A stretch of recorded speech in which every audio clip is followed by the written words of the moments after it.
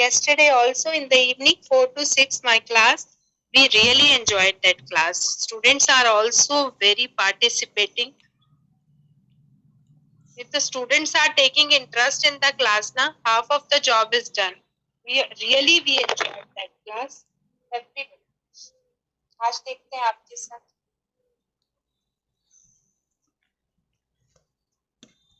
Because insight and short-term counseling. Most important topic, insight and short-term counseling. चलिए हम start करते हैं. Am I audible now?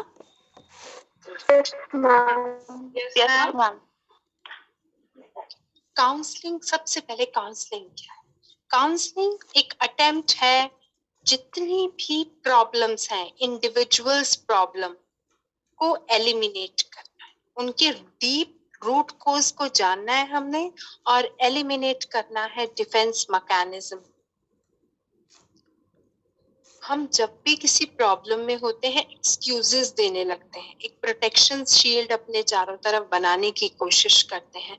कोई भी गलती हुई, क्यों की, ये गलती के लिए एक्सक्यूज देना हम सबको आता है. हम सब मीन्स जो भी इंडिविजुअल प्रॉब्लम में होता है.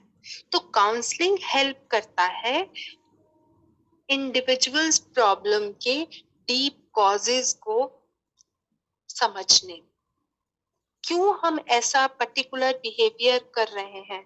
बहुत सारे बच्चों के साथ, अभी हम थेरेपीज पढ़ेंगे इसी में बहुत सारी, तो समझ आएगा. बहुत सारे बच्चों के साथ बिहेवियरल प्रॉब्लम्स होती हैं और वो बिहेवियरल प्रॉब्लम करने के बाद वेग एक्सक्यूजेस देने लगते हैं. उन वेग एक्सक्यूजेस को हम डिफेंस मैकेनिज्म एलिमिनेट करना चाहते हैं. किसके थ्रू? काउंसलिंग के थ्रू. काउंसलिंग हमें बहुत हेल्प करती है डीप रूट कोज को जानने के लिए कि हमारी ये प्रॉब्लम है, तो ये प्रॉब्लम आई कैसे, हुई कैसे. एक बच्चा कोई पर्टिकुलर बिहेवियर कर रहा है तो उस पर्टिकुलर बिहेवियर को क्यों कर रहा है, क्या रीजन है उसके बिहेवियर के पीछे. क्योंकि लास्ट क्लास में भी हमने ये बात डिस्कस की थी, बेटा समझने की कोशिश करो, एक बच्चा कभी खराब नहीं होता. प्रॉब्लम बच्चे में नहीं होती, उसके बिहेवियर में होती है. आती है बात समझ में? तो हमारे पास यहाँ पर साइकोडायनामिक जो हमारी साइकोथेरेपी है काउंसलिंग की, इसमें हम बच्चे को रियलिस्टिक व्यू से अवेयर कराते हैं, उसको मोटिवेट करते हैं, उसकी नीड्स को आइडेंटिफाई करते हैं और उसके बिहेवियर को चेंज करने की कोशिश करते हैं. ये है इनसाइट. कुछ बच्चे करते जा रहे हैं किसी काम को, उन्हें मालूम ही नहीं कि वो गलत कर रहे हैं.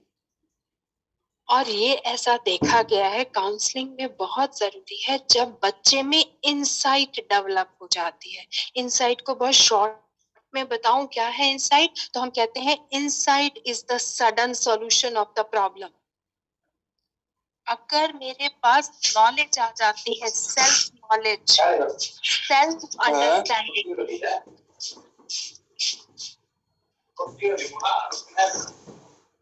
सेल्फ नॉलेज, सेल्फ अंडरस्टैंडिंग अगर मेरे पास डेवलप हो जाती है तो मेरा जो भी बिहेवियर है, इनअप्रोप्रिएटनेस है अगर मेरे बिहेवियर में, तो मैं उसको चेंज कर सकती.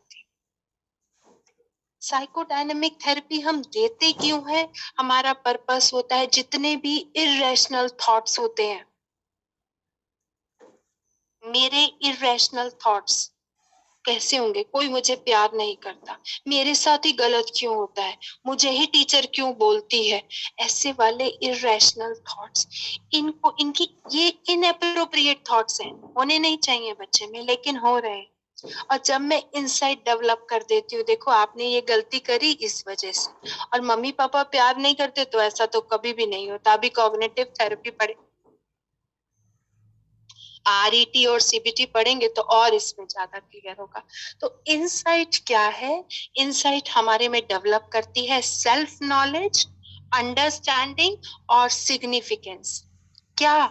मोटिव्स और बिहेवियर, जिसमें हम इनअप्रोप्रिएटनेस की बात करते हैं या इररेशनलिटी की बात करते हैं. हम बहुत सारे काम करते हैं, हमें लगता है कि हमारे इररेशनल थॉट्स की वजह से हमें प्रॉब्लम्स आ रही. तो इनसाइट काउंसलिंग की अगर हम बात करें तो ये कनेक्शन क्रिएट करती है। किसमें? इंफॉर्मेशन थेरेपिस्ट में और क्लाइंट के बीच में। जो सर्कमस्टांसेस है थेरेपी और प्रेजेंट सर्कमस्टांसेस के बीच में, थेरेपिस्ट क्लाइंट और थेरेपिस्ट के बीच के जो रिलेशन है, इसके थ्रू उसके प्रेजेंट सर्कमस्टांसेस को अंडरस्टैंडिंग डेवलप करके रिमूव कर सकती है। क्या प्रॉब्लम चल, इसीलिए हम इसे इंटीग्रल प्रोसेस कहते हैं। तो इनसाइट जो है मेरा, इनसाइट काउंसलिंग जो है वो इंटीग्रल प्रोसेस है। किसके बीच में? इंडिविजुअल के बीच में या ग्रुप के बीच में, जहां क्लाइंट और थेरेपिस्ट के बीच का रिलेशन होता है। और जो थेरेपिस्ट है हमारी, वो प्रेजेंट सर्कमस्टांसेस को समझकर उसके रूट कॉज को अंडरस्टैंड करती है, उसे भी समझ देती है, अंडरस्टैंडिंग प्रोवाइड करती है और प्रॉब्लम को सॉल्व करने की कोशिश करती है। ठीक है, ये थेरेपिस्ट और क्लाइंट के बीच की कन्वर्सेशन होती है हमेशा। थेरेपिस्ट क्या करते हैं, ध्यान से सुनना, इनसाइट काउंसलिंग में थेरेपिस्ट क्लाइंट को अपनी प्रॉब्लम से रिलेटेड, अपने बिहेवियर से रिलेटेड, थॉट से रिलेटेड, फीलिंग से रिलेटेड अंडरस्टैंडिंग डेवलप करती है।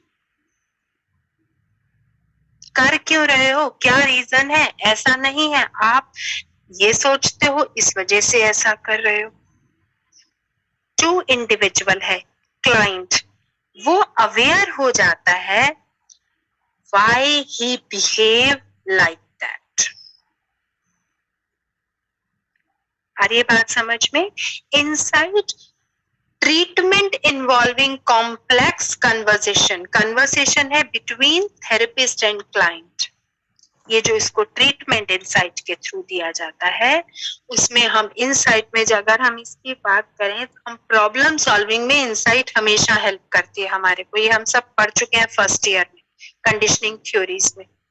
ठीक है, हमारे बिहेवियर, हमारी थॉट्स, हमारी फीलिंग्स और हमारा पर्टिकुलर बिहेवियर हम करते क्यों हैं, इट हेल्प्स द पर्सन और एन इंडिविजुअल और a client become aware of why he behaves like that। Insight therapy की अगर मैं बात करती हूँ तो हम इसको अम्ब्रेला टर्म कहते हैं। उसके थॉट्स, उसका बिहेवियर, उसके इमोशंस, इन सबको समझकर, उसकी नीड्स और उसकी ड्राइव्स को समझकर थेरेपी क्या करती है, इनसाइट थेरेपी क्या करती है, उसे अवेयरनेस देती है, उसे मोटिवेशन देती है और कोशिश करती है उसके थॉट, इमोशंस एंड बिहेवियर में इम्प्रूवमेंट लाए, उसमें कंट्रोल करे।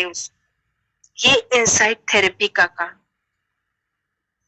रीजन को डिस्कवर करे, आइडेंटिफाई करे, what are the root cause of the problem.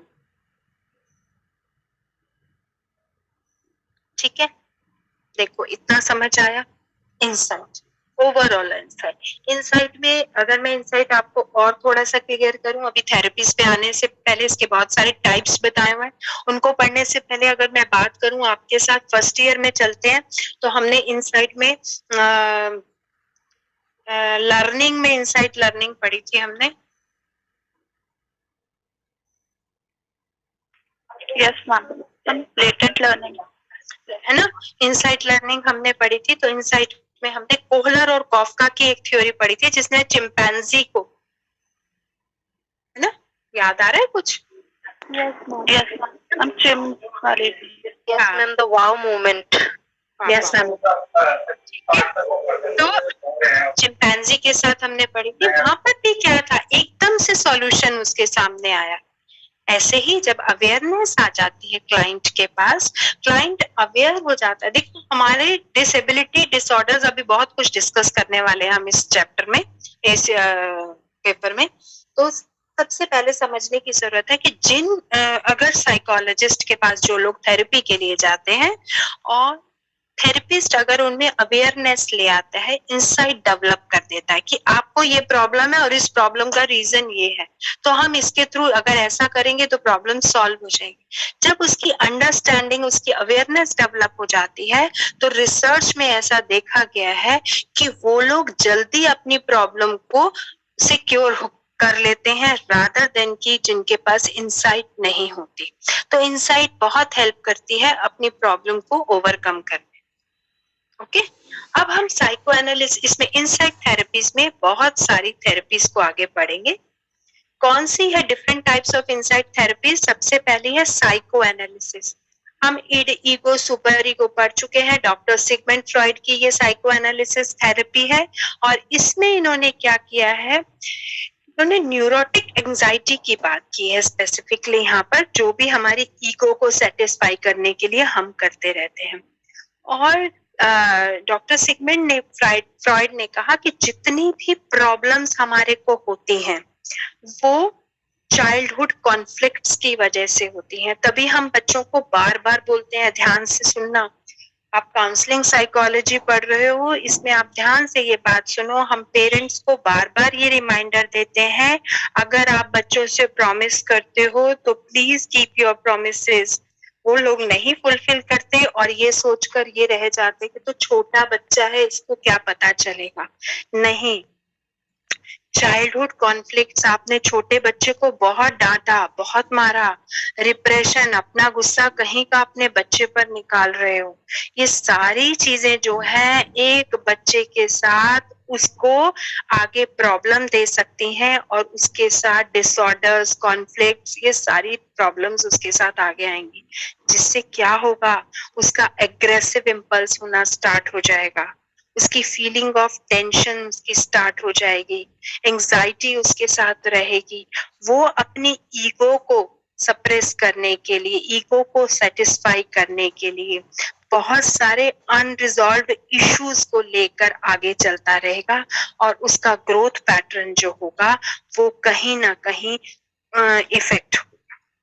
तो सिगमंड फ्रॉइड हमेशा बताते हैं कि चाइल्डहुड कॉन्फ्लिक्ट्स जिनको हम रिप्रेस करते रहते हैं, देखो एक बच्चे को कभी भी आप पूछोगे ना कोई प्रॉब्लम है, एक बच्चा कितना भी कहेगा, अपने पेरेंट्स की बुराई कभी नहीं करता अपना बच्चा। अपने पेरेंट्स की, अगर पेरेंट्स कुछ बुरा भी करते हैं ना तो वो कभी भी स्कूल में आकर नहीं बताएगा, काउंसलर को नहीं बताएगा, क्योंकि वो एक अच्छी पिक्चर प्रेजेंट करना चाहता है। वो अपने इमोशंस को सप्रेस करता रहता है। चाइल्डहुड कॉन्फ्लिक्ट्स उसको प्रॉब्लम देंगे और जब प्रॉब्लम स्टार्ट हो जाती है तब उसको समझ आने लगती है कि हाँ मेरे साथ कुछ प्रॉब्लम। यहाँ पर भी बेटा हम लोग दो मेथड, डॉक्टर सिगमंड फ्रॉइड ने दो मेथड्स हमें दिए हैं, एक ड्रीम एनालिसिस और दूसरा हमारे को दिया है उन्होंने, कुछ मालूम है दूसरा मेथड कौन सा है? Free association, free association, very good. Free association and dream analysis, इन्होंने दो मेथड्स हमें बताए हैं। फ्री एसोसिएशन में हम अपने क्लाइंट को कहते हैं you are to free to speak anything about yourself. जो भी उसके कॉन्फ्लिक्ट्स हैं, जो भी उसके पास रीजंस हैं, हम उसको फ्री छोड़ देते हैं और वो अपनी बात को अगर बोल कर बता सकते हैं तो ठीक है, और नहीं तो वो लिख कर भी हमें बता सकते हैं। क्या कॉज था, ये सिम्टम्स, ये प्रॉब्लम्स बनी कैसे,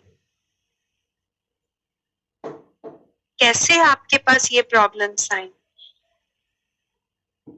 हम क्लाइंट को कंफर्टेबल फील कराते हैं विदाउट फीलिंग गिल्टी और ashamed. He is able to express each and everything to the therapist. और क्लाइंट को हम कॉन्शियसली ये सब करने के लिए कहते हैं। ऐसा नहीं है कि हम उसको अनकॉन्शियस में ले गए या प्री कॉन्शियस में, उसके बाद नहीं, कॉन्शियसली कहते हैं। और क्लाइंट अगर अपनी बात को एक्सप्रेस कर पाता है तो वो अंडरस्टैंड भी कर पाता है कि प्रॉब्लम है कहाँ, रूट कॉज है कहाँ। ओके, तो इनसाइट डेवलपमेंट जो है साइको एनालिसिस फ्री एसोसिएशन के अंदर हम उसमें इनसाइट डेवलप करते हैं। फ्रॉइड जो फ्री एसोसिएशन करते थे, हाँ बोलो। हाँ जी, हाँ जी।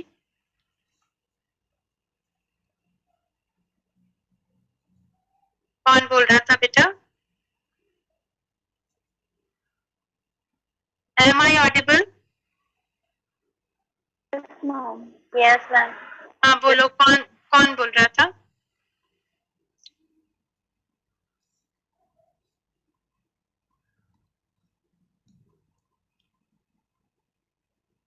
मैं आगे चलूं? मैम मेरी आवाज आ रही है? आ रही है, बोलो। जी मैम। मैम मैं ये पूछना चाह रही थी कि जो फ्रॉइड प्रैक्टिस करते थे अपनी, तो वो क्लाइंट को अनकॉन्शियस में नहीं लेकर जाते थे, मतलब मैं पूछना नहीं, चाह रही हूँ। पूछना चाह रही हूँ, ये फ्री एसोसिएशन जो है वो अनकॉन्शियस में नहीं करते थे, वो कॉन्शियस लेवल पर। ये जो हम फ्री एसोसिएशन पढ़ रहे हैं, ये वो चीज नहीं है जो फ्रॉइड प्रैक्टिस करते थे। फ्रॉइड प्रैक्टिस करते थे, वही फ्रॉइड ने ये मेथड दिए हमें दोनों, फ्री एसोसिएशन और ड्रीम एनालिसिस। मैम मैंने जो फ्रॉइड की बुक पढ़ी थी, उसमें जो उनके प्रैक्टिस सेशंस का लिखा था कि वो एक तो फेस नहीं करते थे क्लाइंट को, उनको काउच पे बिठा करके खुद उनके साइड में बैठते थे। काउच पे बिठाकर वो ड्रीम एनालिसिस है, जहां वो काउच में उसको लिटा देते थे, बिठा देते थे और उसको बोलते थे कि आप अपने जो भी आपने चाइल्डहुड तक वो पहुंच जाते थे। हाँ, वो ड्रीम एनालिसिस। ठीक है, इसमें भी ये ड्रीम एनालिसिस है, जब ड्रीम्स को इंटरप्रेट करते थे थेरेपिस्ट, क्लाइंट से हेल्प लेते थे और उसमें इंसाइट डेवलप करते थे कि उसकी ये प्रॉब्लम किस वजह से। जी जी। जो ड्रीम एनालिसिस का भी मैम उनका ऐसे ही उन्होंने डिस्कवर किया था ना, कि जैसे वो अपने क्लाइंट से बात करते गए तो धीरे धीरे उनको पता चला कि जो इतने प्रॉब्लम्स आ रही हैं, उनका सेटबैक जो है पीछे है, और पीछे जाते जाते वो चाइल्डहुड तक पहुंच गए, और फिर उन्होंने ड्रीम्स का भी अपना लेटर इशू किया था फिर। बिल्कुल। तो ये वाला मैम, ये जो प्रैक्टिस थी, ये हम कॉन्शियसली ही करते हैं, मतलब इसमें जो क्लाइंट है वो जब ड्रीम फ्री एसोसिएशन जब करोगे तो कॉन्शियस में ही करोगे, अदरवाइज वो अपनी बात कैसे बताएगा? तो आपकी बुक में भी लिखा। जी जी जी, ठीक है ma'am, thank you ma'am.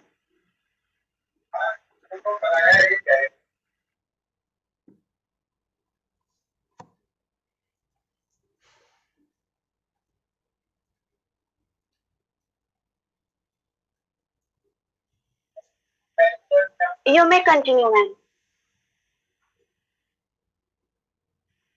Okay बेटा, free association then dream analysis. Free association में हम कॉन्शियस में the process the client bring into conscious, ये मैं पहले ही बोल रही हूँ फ्री एसोसिएशन। और ड्रीम एनालिसिस में the thoughts are disguised in dream, जो भी मेरे दिमाग में थॉट्स हैं वो डिस्गाइज होते हैं कहाँ? ड्रीम में। हम बहुत सारे सिंबॉलिक्स को, बहुत सारे सिंबल्स को, साइंस को क्लाइंट के साइको एनालिटिक के थ्रू हम नरेट करते हैं और फिर इंटरप्रेट करते हैं, थेरेपिस्ट इंटरप्रेट करता है। ड्रीम्स आर इंटरप्रेटेड और थेरेपिस्ट हेल्प करता है क्लाइंट को to develop insight into cause of his problem.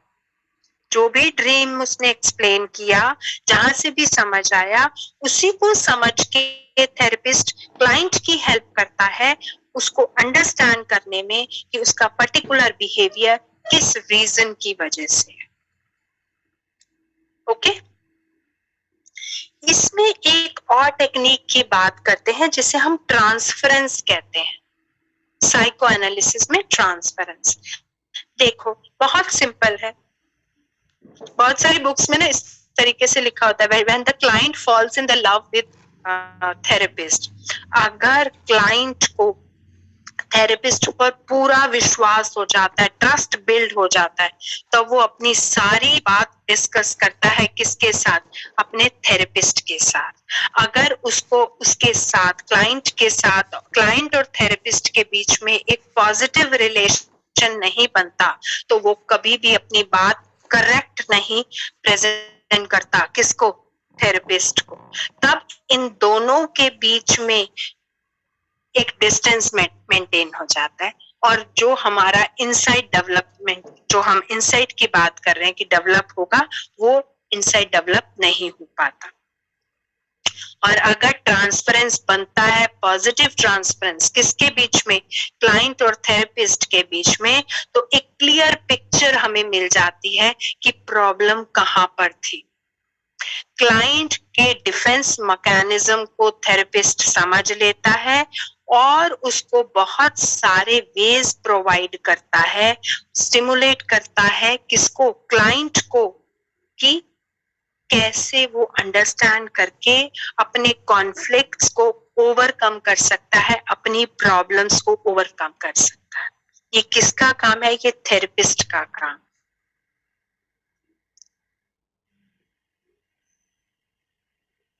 देखो, साइको एनालिसिस क्लियर है, इंपॉर्टेंट थेरेपी है ये हमारी।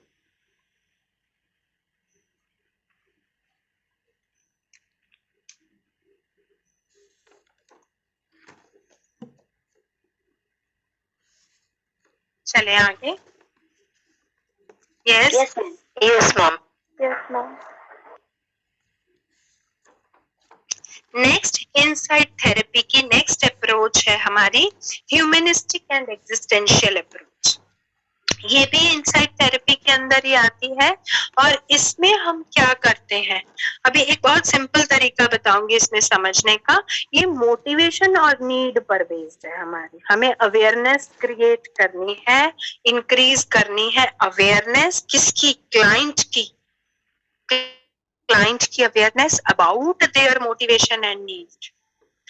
ह्यूमनिस्टिक एग्जिस्टेंशियल थेरेपी जो है काउंसलर को हमेशा उसकी फ्रीडम ऑफ चॉइस पर एम्फेसिस करती है, वैल्यूएबल ट्रेट पर एम्फेसिस करती है।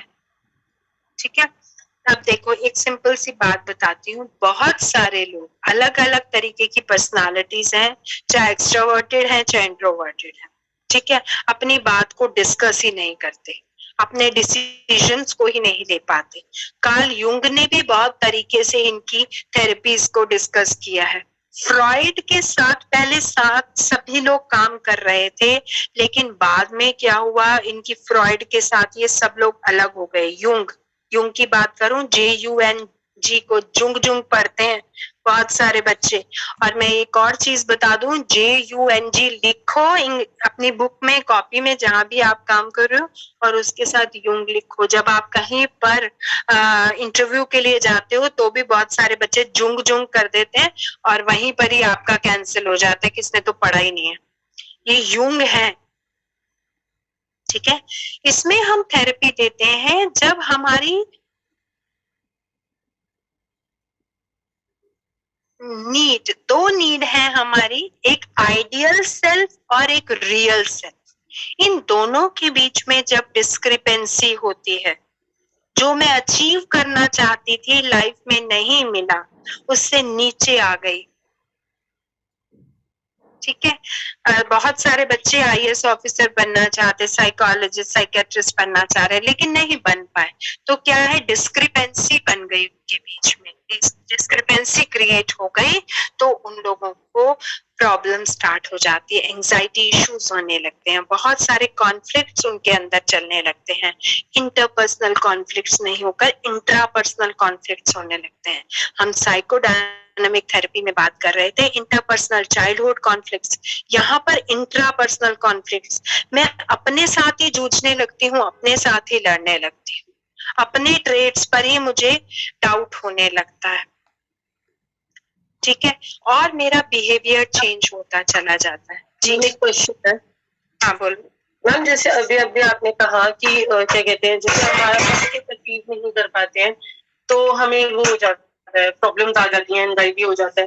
तो ma'am being a counsellor, ma'am हम उसे ऐसा क्या बोल के मोटिवेट कर सकते हैं कि वो दोबारा से या तो अपनी स्टडीज स्टार्ट कर दे, या मतलब क्या ऐसा कि जिसमें हम उसका पूरा रेनफोर्स कर दें उसे? हाँ, इसमें बेटा हम लोग बहुत हेल्प करते हैं। हमारे पास स्कूल में बहुत सारे बच्चे ऐसे आते हैं जिनको ये ह्यूमन एग्जिस्टेंशियल थेरेपी हमें देना पड़ता है। इसमें क्लाइंट सेंटर्ड थेरेपी हम देते हैं, आगे और डिटेल में पढ़ेंगे, अभी तो हम सिर्फ पढ़ रहे हैं।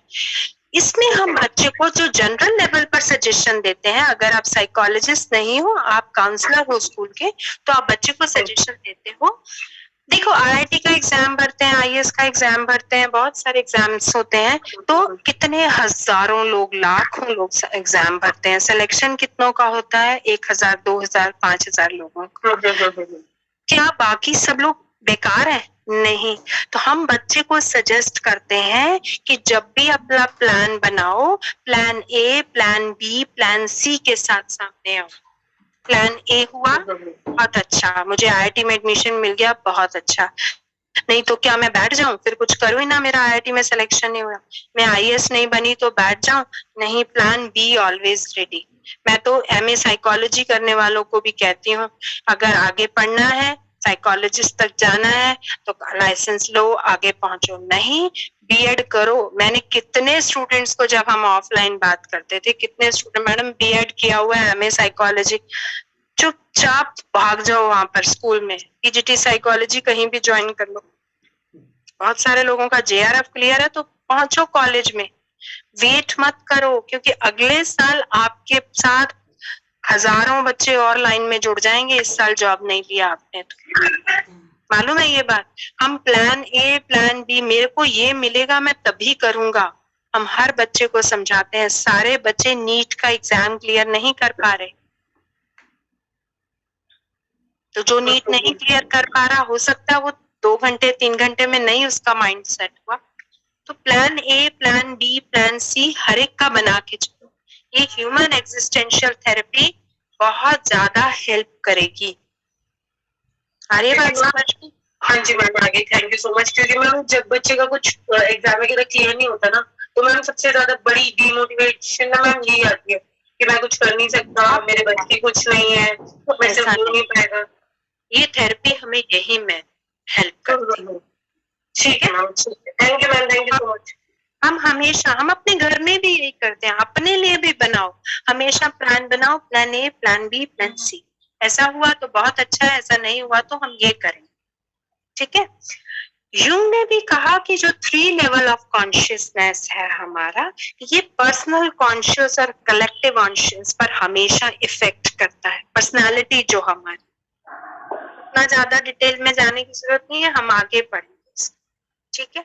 इसमें फ्यूचर ओरिएंटेड अप्रोच भी साइकोडायनामिक थेरेपी में हमें फ्रॉइड समझाते हैं, और हमेशा यही बात कहते हैं कि अपने जो पर्सनल कॉन्फ्लिक्ट्स हैं, पर्सनल कॉन्फ्लिक्ट्स कौन से हुए जो मैं अपने आप फेस कर रही हूँ, इंट्रापर्सनल, के साथ नहीं, मेरे साथ, मैं ये नहीं कर पाई, मुझे ऐसा करना था, जहां इंट्रापर्सनल कॉन्फ्लिक्ट्स हैं, ये इफेक्ट करते हैं मेरे थॉट प्रोसेस को, मेरी मेमोरीज को। मेरी अनकॉन्शियस हमेशा एसोसिएट होती है मेरे इनवॉलंटरी एक्शन से, ठीक है। तो हमें बहुत सारी चीजें हैं जो अपने व्यूज में, अपनी चीजों में चेंज करने की जरूरत होती है।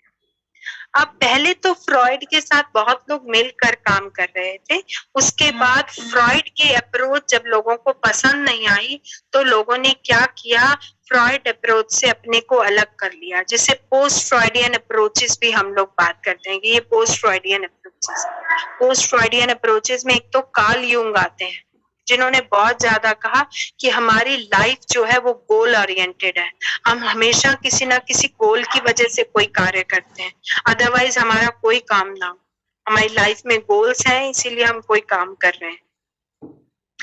इसी तरीके से एडलर भी थे, एडलर ने भी बहुत बात की, उन्होंने कहा कि इंडिविजुअल साइकोलॉजी पर इन्होंने बहुत जोर दिया है एडलर ने, और उन्होंने कहा इंफीरियोरिटी एंड सुपीरियोरिटी का कॉम्प्लेक्स जो है, मैं बड़ा हूं तुम बड़े हो, सोशल गुड का, फुलफिलमेंट का जो हमारा कंसेप्ट है,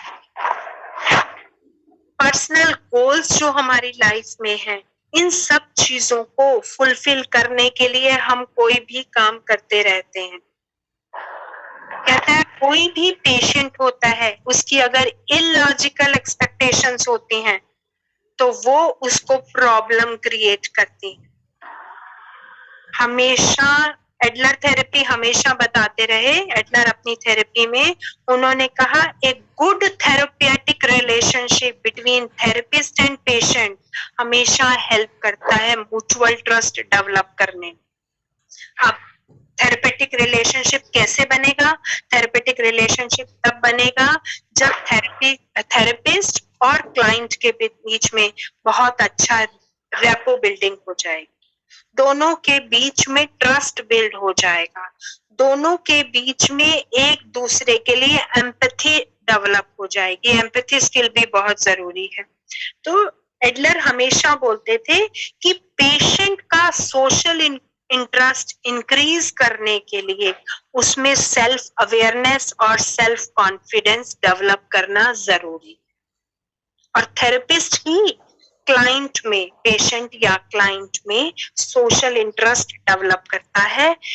किसके थ्रू करता है? सेल्फ अवेयरनेस और सेल्फ कॉन्फिडेंस इनसाइड डेवलप होगी तो उसका कॉन्फिडेंस भी हाई, नहीं तो उसे पता ही नहीं वो कौन सी दुनिया में काम। एडलर हमेशा थेरेपिस्ट का ये रोल मानते थे कि ह्यूमनिस्टिक थेरेपी मेथड जो हमारा क्लाइंट सेंटर्ड थेरेपी अभी आगे हम पढ़ेंगे, वो आइडेंटिफाई करने में हेल्प करता है कि एक इंडिविजुअल को कहाँ प्रॉब्लम है, और जब रूट कॉज पता चल जाता है तो सेल्फ अवेयरनेस और सेल्फ कॉन्फिडेंस भी बच्चे में आ जाता है। देखो समझ आता है?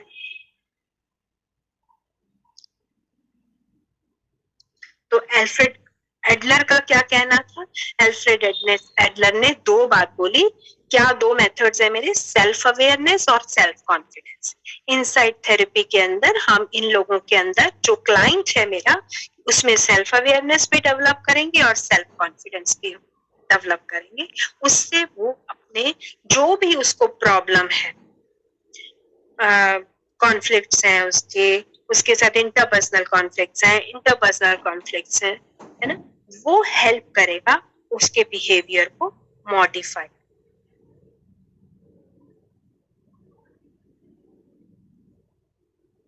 देखो फिर आगे चलूंगी।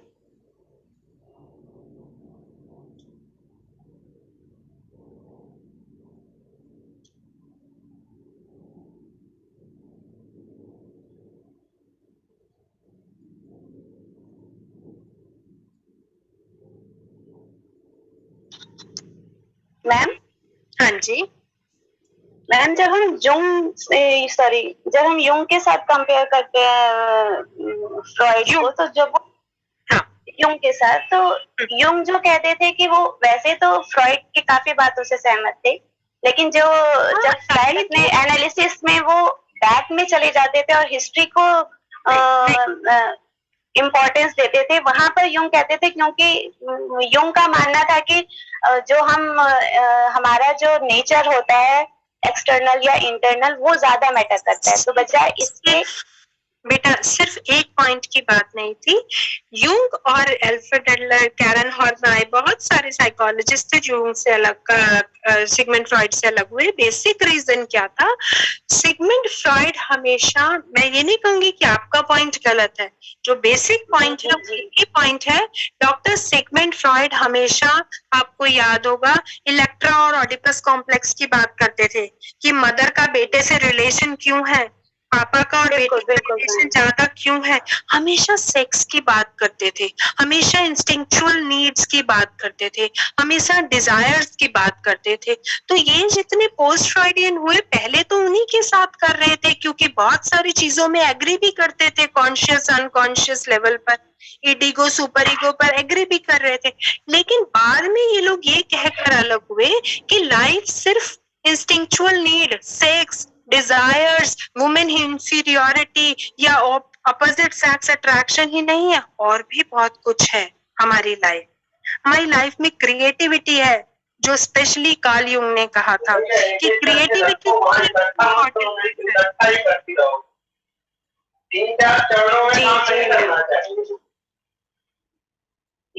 युंग मैम उनको उसके लिए प्रेजेंट को स्टडी करने के लिए ज्यादा कहते थे फिर। हाँ, तो वो कहते थे कि लाइफ को सिर्फ हम इन्हीं सब चीजों के साथ साथ क्यों रिवॉल्व करें ना, लाइफ में बहुत कुछ भी। और सच में जब आप ये थेरेपीज पढ़ोगे अभी सारी, तो समझ में आएगा कि सिर्फ चीजें वही सेक्स के साथ में।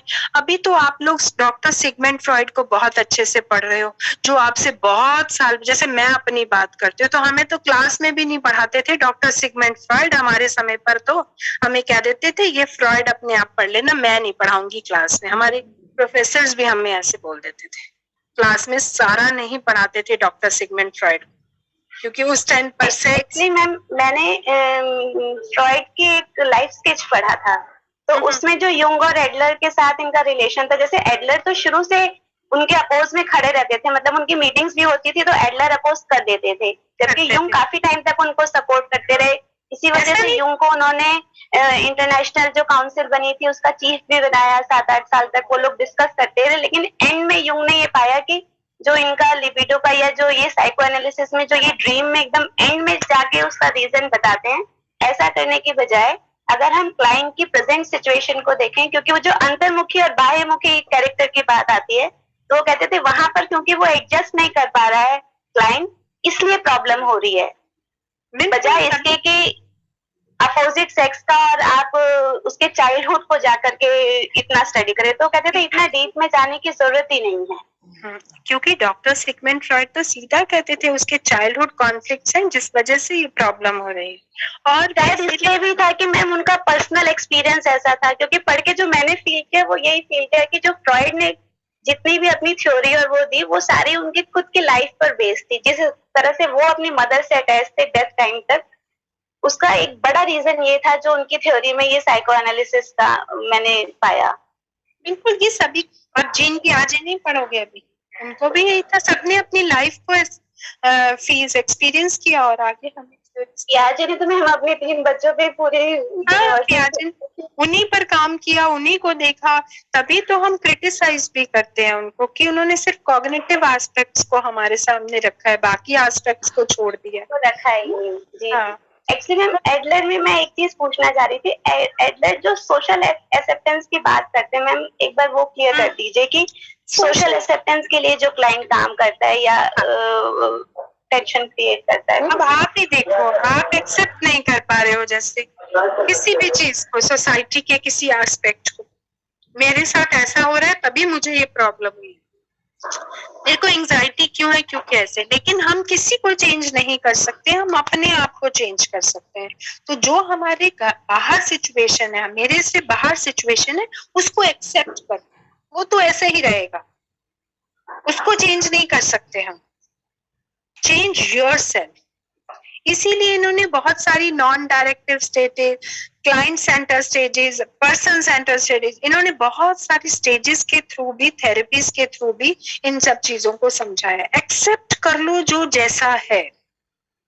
हम क्या करते हैं अपनी लाइफ में, हमेशा दूसरे को चेंज करने की कोशिश करते रहते हैं।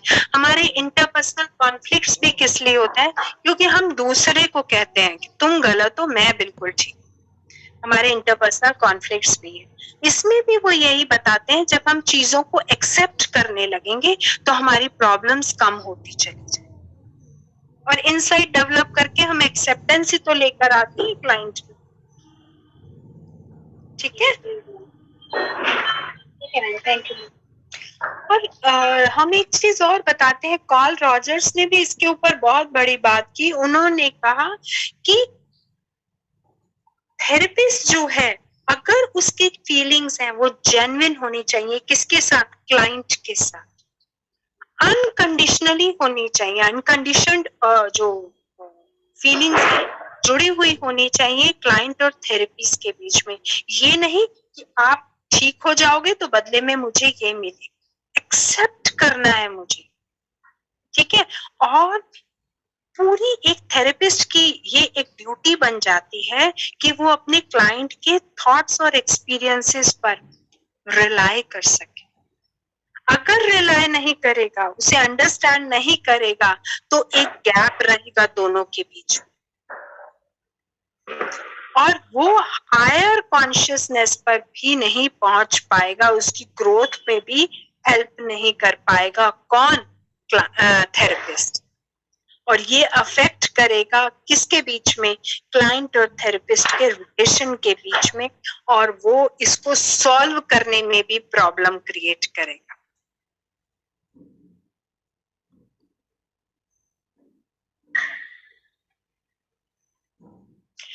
नेक्स्ट आपकी गेस्टॉल्ट दे रखी है। गेस्टॉल्ट में भी हम क्या करते थे, होल टू पार्ट सिचुएशन, है ना। यहाँ भी हम फाइंड आउट करने की कोशिश करते हैं। फ्रेडरिक और उसकी वाइफ थी जिन्होंने ये दी थी हमारे को। यहाँ पर भी हम कोशिश करते हैं उसे सेल्फ एक्सेप्टेंस दे दें, उसे अंडरस्टैंडिंग डेवलप करके दे दें। हमने उसको इस तरीके से तैयार करना है पेशेंट को कि जो प्रॉब्लम भी हो रही है हमेशा नॉन जजमेंटल हो। आपका वे, हमारे इंडियन सोसाइटी में हम सब बहुत जजमेंटल हैं। किसी के साथ कोई एक चीज देखी और उसको एक्सेप्ट किया और हम जजमेंटल बन गए। हमने बहुत ज्यादा ये चीज देखी है। लेकिन गेस्टॉल्ट साइकोलॉजी, गेस्टॉल्ट थेरेपी में भी हम कहते हैं जो कुछ है वो प्रेजेंट है, अभी को समझो, अपने एक्शंस के लिए रिस्पॉन्सिबल हो और चीजों को एक्सेप्ट करते चलो। हमेशा एस्केप नहीं करना अपनी रिस्पॉन्सिबिलिटी से।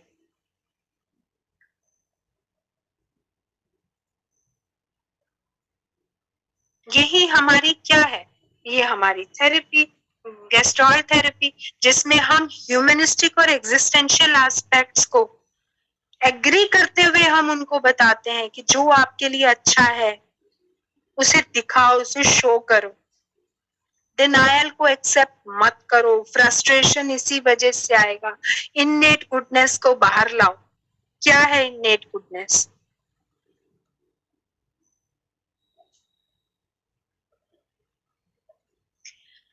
प्रेजेंट सिचुएशन में रहो, अवेयर रहो, एक्सेप्ट करो। यही गेस्टॉल्ट साइकोलॉजी, गेस्टॉल्ट थेरेपी हमें बताती है।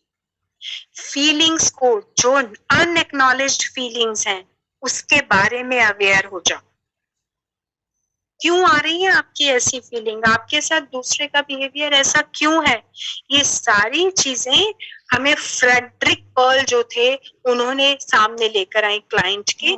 पास्ट में मत जाओ, प्रेजेंट की बात करो। राइट नाउ, अभी क्या हो रहा है उसको समझो।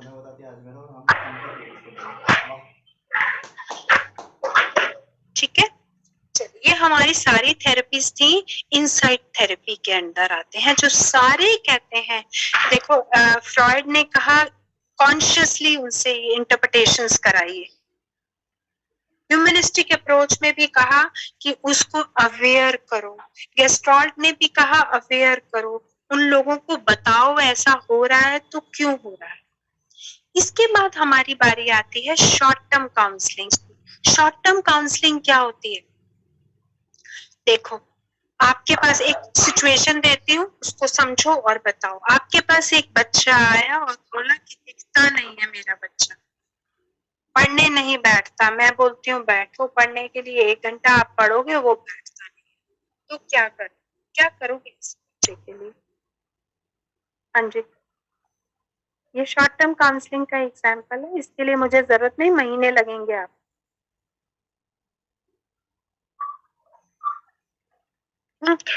Ma'am, we can ask the parent to make the child sit for a short span of time, like just for 10 minutes or 15 minutes. Then we can keep on increasing.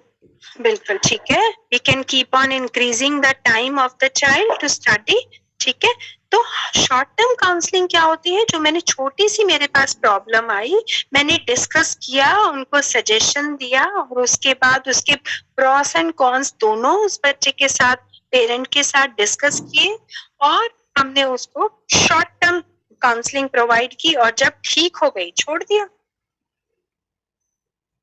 उसके बाद कोई स्पेसिफिक सॉल्यूशन हमारा counsellor जो है किसको देता है? Client को। क्लाइंट नहीं कह रही यहाँ पर मैं, जिसके साथ भी प्रॉब्लम है इंडिविजुअल को देता है, और उसके बाद जब प्रॉब्लम सॉल्व होगी तो हमारा चल। लेकिन कभी भी ऐसा मत करना काउंसलिंग करते समय कि हम उसको एक परमानेंट सॉल्यूशन दे देंगे। परमानेंट सॉल्यूशन कभी नहीं देते, क्योंकि कभी भी कोई प्रॉब्लम होगी तो वो आपको पकड़ेगा कि आपने ऐसा कहा। हम उसको सजेशन देते हैं, हम उसको एडवाइस देते हैं, हम उसको एक बनाकर नहीं शेड्यूल कि ऐसा ही करना है, आ जा रहा है, उसके पास चॉइस देते हैं। ठीक है। और विलिंगनेस टू चेंज, हमेशा बात होती है, जो लोग भी आपके पास आएंगे, जितने भी उनके साथ प्रॉब्लम्स हैं, मैच्योरिटी किसके बनाऊंगा? प्लीज म्यूट योरसेल्फ बेटा। जितने भी चेंजिंग एस्पेक्ट्स हैं, जितने भी चेंजिंग पर्सपेक्टिव्स हैं, उनको छोटी से छोटी चीजों को उनको इन्वॉल्व करके उनकी कंसेंट लेकर हम विलिंगनेस टू चेंज, उनकी कंसेंट लेंगे तभी हमारा सजेशन काम करेगा, अदरवाइज नहीं। और ऐसा नहीं है कि एक टाइम फ्रेम हमें हमेशा लिमिट करना चाहिए। हम 1 वीक के लिए, 2 वीक के लिए दोबारा से उनसे बात करो, प्रॉब्लम सॉल्व हो गई, छोड़ दो, अब आप अपने आप करो। हम हमेशा उसको फॉलो अप नहीं करते रहेंगे, नहीं तो हमारे पास तो बहुत सारे क्लाइंट हो जाएंगे। ठीक है। यहाँ स्पिरिचुअल डेवलपमेंट की बात की गई है, तो स्पिरिचुअल डेवलपमेंट में हम इंटीग्रेटेड एस्पेक्ट्स को लेकर चलते हैं।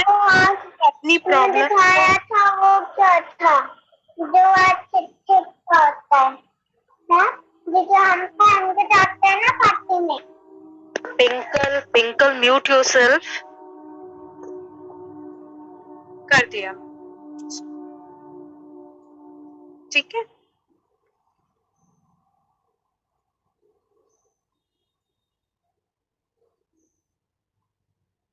शॉर्ट टर्म काउंसलिंग की आपके बुक में बहुत सारे वो सेशंस भी दिए हुए थे, 6 सेशंस इन्होंने एक्सप्लेन किए हुए हैं।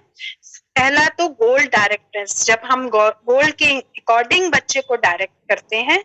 दूसरा क्विक प्रॉब्लम आइडेंटिफिकेशन, बच्चा आपके पास आया, मेरा टेंशन नहीं बनता, मेरा स्क्रीन टाइम बहुत ज्यादा है, आपने उसकी प्रॉब्लम को आइडेंटिफाई किया और उसको सॉल्यूशन बता दिया।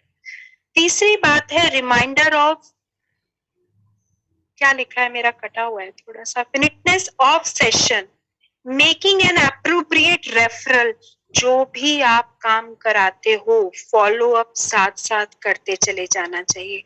और जो भी आपका क्लाइंट है, जो बात आपसे डिस्कस करता है, आपने कॉन्फिडेंशियलिटी हमेशा बना के रखनी है, उसकी बात को किसी दूसरे के साथ डिस्कस नहीं करना है। ये कॉन्फिडेंशियलिटी हेल्प करती है एक काउंसलर को। अगर आपने उसकी बात कहीं डिस्कस कर दी, नेक्स्ट टाइम आपके ऊपर कोई विश्वास नहीं करेगा, कोई ट्रस्ट नहीं होगा, आपका नेक्स्ट टाइम के लिए कोई भी क्लाइंट आपके पास कोई बात डिस्कस करने नहीं आए।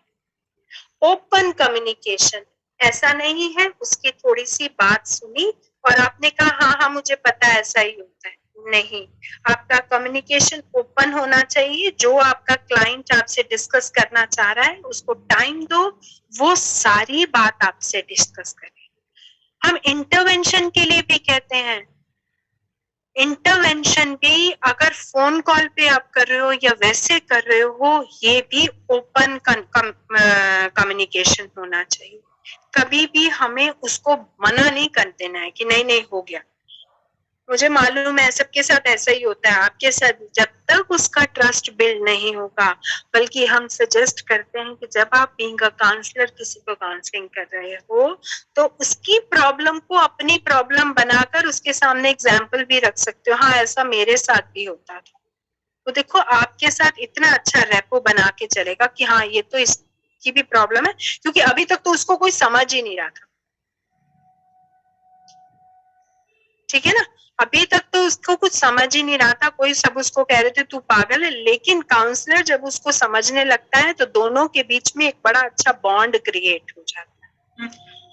ठीक है, नेक्स्ट हम बात करेंगे ब्रीफ थेरेपी की। ब्रीफ थेरेपी में हमारे 2 से 3 सेशन होते हैं। मैम, हाँ जी मैम ये स्पिरिचुअल डेवलपमेंट एक बार आप बताएंगे फिर से? हाँ मैं 1 मिनट, इंटीग्रेटेड से रिलेटेड है बेटा स्पिरिचुअल डेवलपमेंट जो हमारा है। 1 मिनट है।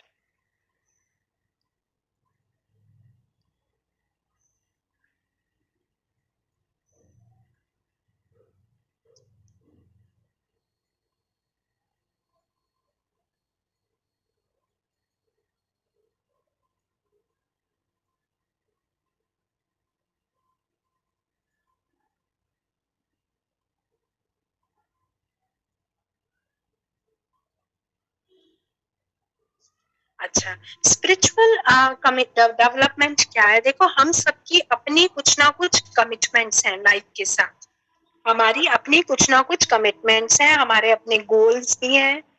अगर हम एक इंडिविजुअल जो है अपने गोल्स को, अपनी प्रॉब्लम्स को, जैसे इसमें एग्जाम्पल भी दे रखा है आपकी बुक में कि कोई एक न्यू कार लेना चाहता है, उसका ये गोल बन गया, लेकिन क्या है, अगर हम इसे समझें, मेरे पास नहीं है अभी उतना रिसोर्सेज, अगर मैं अपनी प्रॉब्लम को समझ लेता हूँ, समझ जाता हूँ कहाँ प्रॉब्लम है, रिलेशनशिप्स को समझने लगता हूँ और काउंसलर के साथ अपनी एक अटैचमेंट बना लेता हूँ, तो जो मेरी कमिटमेंट है वो मुझे हेल्प करती है अपने रिलेशनशिप्स को ग्रो कर।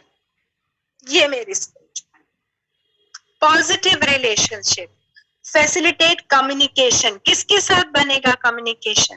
कंफर्टेबल पॉजिटिव रिलेशनशिप किसके साथ बनेगा? थेरेपिस्ट और क्लाइंट के बीच में। मेरी लाइफ कभी भी फुलफिल नहीं है, अगर मैं कहूं तो ह्यूमनिस्टिक अप्रोच को फॉलो करना है, हमेशा हम एक के बाद एक स्टेप के साथ आगे बढ़ते चले जाते हैं, ठीक है, हम हमेशा आगे बढ़ते चले जा रहे हैं, हमारे बहुत सारे गोल्स हैं, एक गोल अचीव करते हैं, दूसरे पे पहुंचते हैं, दूसरा करते हैं, तीसरे पर पहुंचते हैं। यहाँ पर जो हमारी ये कमिटमेंट टू स्पिरिचुअल डेवलपमेंट है, ये पीपल को हेल्प करती है अपनी प्रॉब्लम्स को समझने के लिए और अपने रिलेशनशिप्स को दूसरों के साथ एस्टैब्लिश करने। तो मैम इसको ये कह सकते हैं कि अगर वो नीड हमारी फुलफिल नहीं है तो भी हम ज्यादा परेशान नहीं हो रहे, क्यों इस नहीं चीज हो को रहे? हम समझ रहे कि वक्त के साथ वो हो जाएगी। कैसे हो जाएगी? यही चीज तो कमी है, क्यों स्पिरिचुअल डेवलपमेंट की बात कर रहे हैं हम लोग? आप देखो ना, एक नीड के बाद दूसरी नीड बढ़ जाती है, क्या कभी हमारे को लाइफ में ऐसा होता है कि ये मिल गया अब इसके बाद कुछ नहीं चाहिए, 4 दिन बाद नई नीड एक हमारी सामने फिर आ जाती है। हाँ यस मैम, तो वही मैम कि हम ज्यादा परेशान ना हो उस चीज के लिए, हाँ, हम चीजों को और अंडरस्टैंड करें हाँ, कि कैसे हमारे करोगे? जो साधन है या हमारी जो लिमिटेशंस है वो हो सकता है एक टाइम के बाद रिकवर हो जाए, कवर हो जाए। हो जाएगा, वो भी कैसे करोगे डेवलप? वो भी इनसाइट के थ्रू ही डेवलप करोगे कि आज एक गोल है, कल दूसरा आएगा, कल परसों तीसरा आएगा, इसलिए परेशान नहीं हो ना कि सारे गोल्स अचीव करो। हम 10 काम करते हैं, 10 में से 8 में हमें सक्सेस मिलती है, 2 हमारे फेलियर केसेस होते हैं, सारी सक्सेस स्टोरीज तो नहीं बनती है ना। तो ये स्पिरिचुअल कि हम कैसे चीजों को अंडरस्टैंड करते हैं, कैसे चीजों के साथ पॉप अप करते हैं, ये इनसाइट डेवलपमेंट से रिलेटेड। और मैं हर समय ये बार बार आप लोगों को भी सजेशन दूंगी, मैं स्कूल में भी काउंसलिंग के लिए जाती हूँ, वहां पर भी मेरी यही सजेशन होती है कि हमेशा बच्चों के लिए शॉर्ट टर्म गोल्स बनाइए, लॉन्ग टर्म गोल्स बचपन से ही हम बच्चों को सिखाने लगते हैं, तू डॉक्टर बनेगा, तू IAS बनेगा, तू ये बनेगा, ये करने से अच्छा बच्चे के लिए शॉर्ट टर्म गोल्स बनाइए। अभी मैं 4th में हूँ, 5th में हूँ, 6th में हूँ, अभी मुझे इस क्लास में अच्छा करना है, आगे हम देखेंगे क्या करना है। हो सकता है उसका माइंडसेट चेंज हो जाए, हो सकता है वो कुछ और करना चाह रहा हो लाइफ में, पढ़ता जाएगा, समझता जाएगा, चीजें चेंज होती चली जाएंगी। और एक चीज और बताती हूँ, जिन लोगों को राइटिंग प्रॉब्लम होती है, जिन लोगों को रीडिंग प्रॉब्लम होती है, उन लोगों के लिए शॉर्ट टर्म गोल्स बहुत हेल्प करते हैं। बताओ, अगर आज ये एक चैप्टर पढ़ते हो या आज एक स्टैंजा पढ़ते हो या आज एक पेज पढ़ते हो, उसके बाद हम लोग ये करेंगे, तो उसको रोज का मोटिवेशन देकर हम रोज एक पेज पढ़ने के लिए मोटिवेट कर सकते हैं, वो हेल्प करेगा उसको, ठीक है। तो शॉर्ट टर्म गोल्स ज्यादा।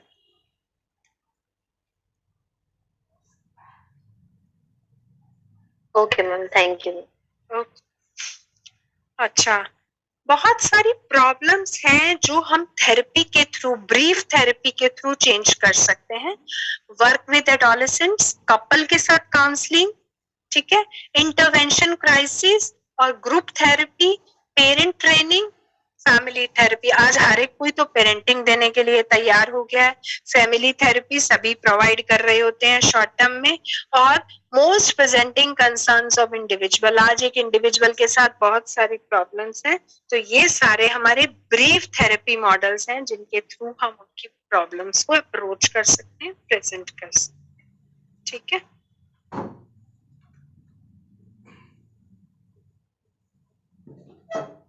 शॉर्ट टर्म काउंसलिंग को हम बहुत इंपॉर्टेंस देते हैं क्योंकि ये हमें बहुत जल्दी सॉल्यूशन प्रोवाइड करती है, अंडरस्टैंडिंग प्रोवाइड करती है। क्यों हम ब्रीफ थेरेपीज को ज्यादा मोटिवेट करते हैं, या एक थेरेपिस्ट हमेशा बिलीव करता है कि मुझे ब्रीफ थेरेपीज प्रोवाइड करनी चाहिए, क्योंकि हमें जल्दी सॉल्यूशन दे रही होती है किसी भी प्रॉब्लम का, है ना। हमें हमारी अंडरस्टैंडिंग और फोकस को डेवलप करती है, इंसाइट डेवलप करती है हमारे अंदर।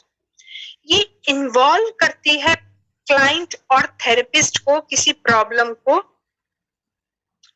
सॉल्व करने की। ये एक्टिवली एक्सपेरिमेंटल और रिसेप्टिव। कौन रिसेप्टर है मेरा? हाँ जी मैम, जो शॉर्ट टर्म हमारी थेरेपीज होती हैं, क्या जो रिजल्ट है उससे वो भी वेरी करता है कि लॉन्ग टर्म थेरेपी है या शॉर्ट टर्म थेरेपी? इसका इफेक्ट क्या हमारे रिजल्ट की ड्यूरेशन पर भी पड़ता है कि जो रिजल्ट है वो स्टेबल होगा या नहीं? नहीं, एक चीज बताओ, देखो अगर मेरी प्रॉब्लम शॉर्ट टर्म में सॉल्व होने वाली है और मैं उसको बहुत लंबा लिंगर ऑन करती चली जाती हूँ, तो क्लाइंट और थेरेपिस्ट दोनों का इंटरेस्ट खत्म हो जाएगा और प्रॉब्लम वहीं की वहीं रह जाएगी। शॉर्ट टर्म थेरेपी, जहां पर मैंने अभी कुछ इश्यूज के नाम लिए, वो इश्यूज अगर मैं, एक बच्चे का अटेंशन स्पैन कम है, तो क्या मैं उस अटेंशन स्पैन को ठीक करने के लिए 6 महीने लगाऊंगी? नहीं, वो मेरी शॉर्ट थेरेपी का काम करेगा, शॉर्ट टर्म ब्रीफ थेरेपी का पार्ट होगा, तो वो मैं कुछ ही दिनों में ठीक कर सकती हूँ उसके अटेंशन को। यहाँ भी उसको शॉर्ट टर्म गोल्स देकर, वो आता है मेरे, क्या कहते हो उसे, नाम निकल जाता है, टाइमर आजकल तो स्टॉप वॉच आ गई हैं, बहुत हेल्प करती हैं। जिनका अटेंशन कम होता है उनको हम रोज काम करने के लिए सजेस्ट करते हैं कि 10-10 मिनट्स का अपना अटेंशन स्पैन बनाओ। फर्स्ट 10 मिनट्स, फिर 10 मिनट्स, वो 15 मिनट्स हो जाता है, फिर 20 मिनट्स हो जाता है, हाफ एन आवर हो जाता है। अपने अटेंशन स्पैन को आप धीरे धीरे बढ़ा सकते हो। ठीक है जी मैम, ये तो मैं समझ रही थी। मैं ये पूछना चाहती, जैसे हम कह रहे हैं कि आजकल हम प्रेफरेंस कहते हैं कि हम शॉर्ट टर्म थेरेपीज दें क्योंकि जल्दी रिजल्ट आ रहा है, तो क्या ये हमारी प्रेफरेंसेस से होगा या जो क्लाइंट आया है उसके प्रॉब्लम पर बेस्ड होगा? प्रॉब्लम पर बेस्ड होगा, ये आपकी प्रेफरेंस या क्लाइंट की प्रेफरेंस नहीं है। क्लाइंट तो आपके पास जो आएगा वो कहेगा मैडम जल्दी ठीक कर दो मुझे, एग्जैक्टली मैम, वो तो मुझे तो जल्दी कर दो मैडम, 2 सिटिंग दो। आपको एक ये ऑक्सीजन थेरेपी का बताती हूँ।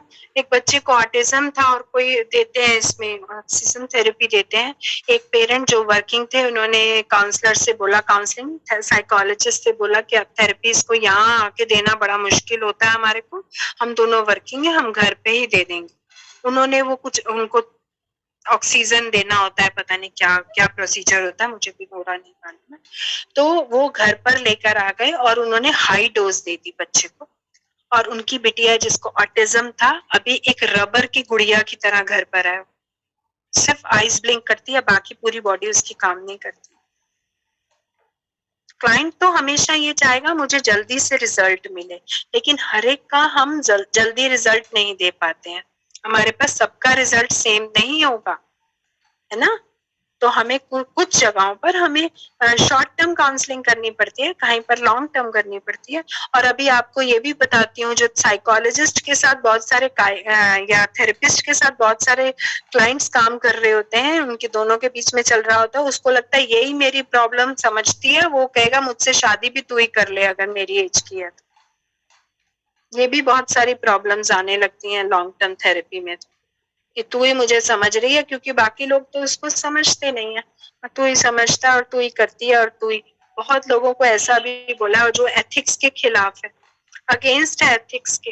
एथिक्स में पढ़ोगे अभी, अगर एथिक्स कोई पेपर है आपका, तो एथिक्स में बताया जाता है काउंसलर अगर क्लाइंट के साथ काम कर रहा है तो उसको जल्दी ही खत्म करके साइड हो जाए, नहीं तो एक रिलेशनशिप के साथ दूसरा रिलेशन भी बनने लगता है हमारा।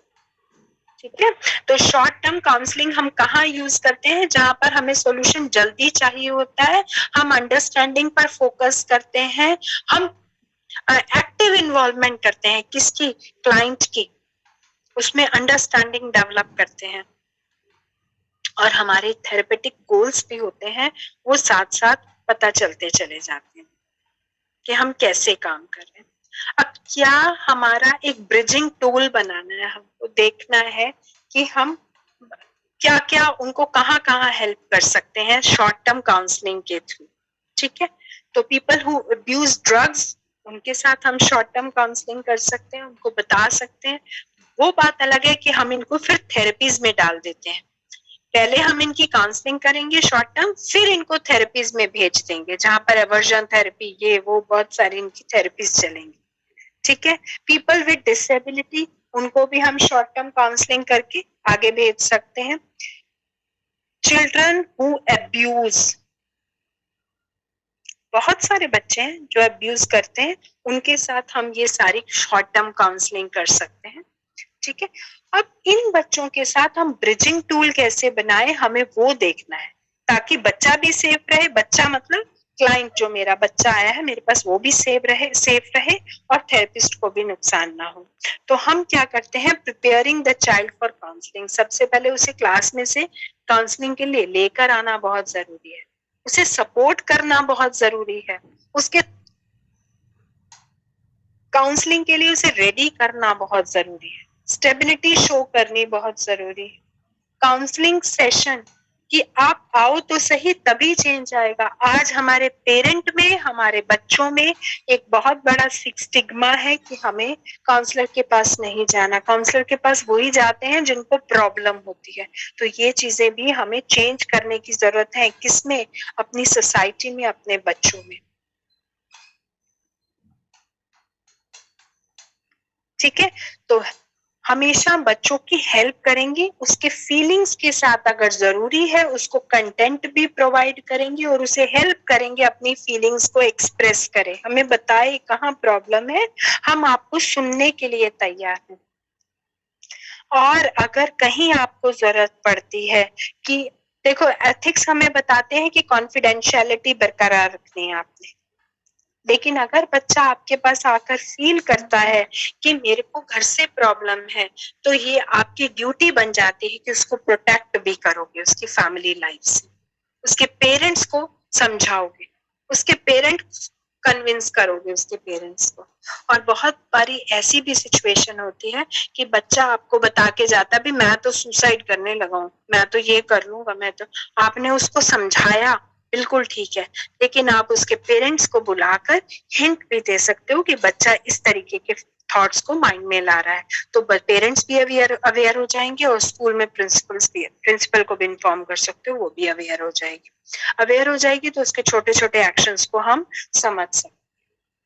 अगर मैं थेरेपी शॉर्ट टर्म काउंसलिंग के बाद आप उसे थेरेपी के लिए भेज सकते हो, लेकिन डायरेक्ट अगर मैं कहूं कि हम थेरेपी के थ्रू उसको 6 महीने, तो उसका इंटरेस्ट खत्म, आपका भी इंटरेस्ट खत्म। ठीक है, अब client concern in STC, for whom STC used, करे हुए किसके साथ एसटीसी। ठीक है ना, स्टिग्मा को खत्म करना बहुत जरूरी है, सबसे पहली बात है, सबसे इम्पोर्टेंट बात है। अगर एक स्टिग्मा खत्म हो जाता है स्टूडेंट का, पेरेंट का, तो इजीली थेरेपी ज्वाइन कर सकता है, शॉर्ट टर्म काउंसलिंग ज्वाइन कर सकता है, आप भी उसको हेल्प कर सकते हो, उसको भी हेल्प मिलेगी। ठीक है, फिजिकल और सेक्सुअल इंजरीज को भी हेल्प कर सकते हो।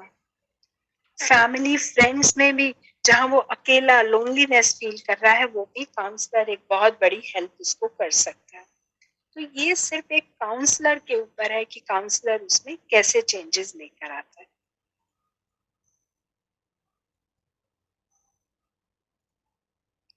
चलिए, अभी हम दो पर्सनल पर्सपेक्टिव्स को समझेंगे, एक इंटरपर्सनल पर्सपेक्टिव है, एक इंट्रापर्सनल पर्सपेक्टिव है।